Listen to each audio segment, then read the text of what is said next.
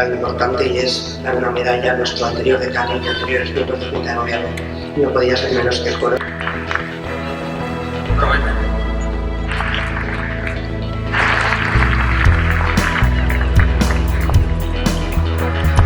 Juan Carlos Navarro Vargas. Mónica Puchol Miquel, la padrina Elena Pérez Gómez.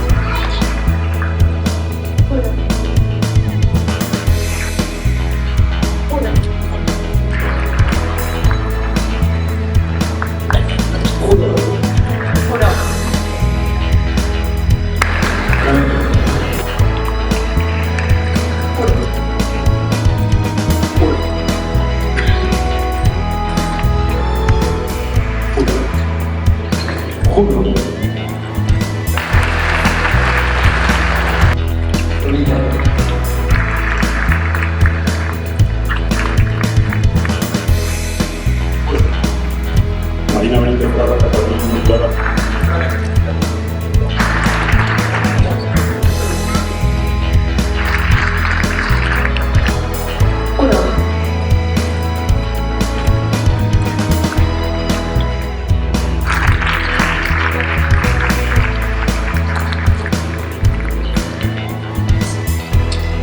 Santiago Montilla Ripoll de Fracaro, la padrina Enrique Martí Marzal. Ignacio Canet, la padrina Alba Pérez Canet.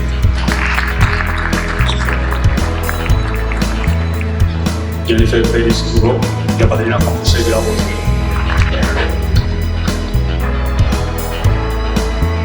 A que ser abogados o abogadas es estar al día de la realidad, de las leyes y de las decisiones de nuestros tribunales.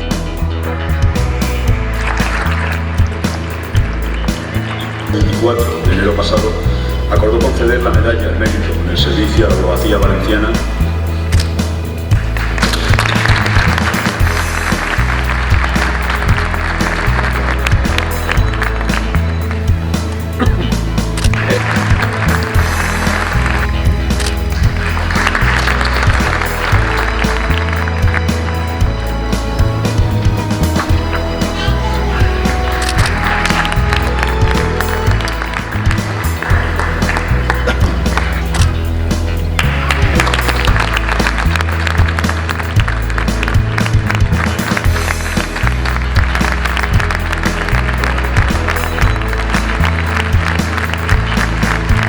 sabiendo además que la única recompensa era el sentimiento del deber cumplido.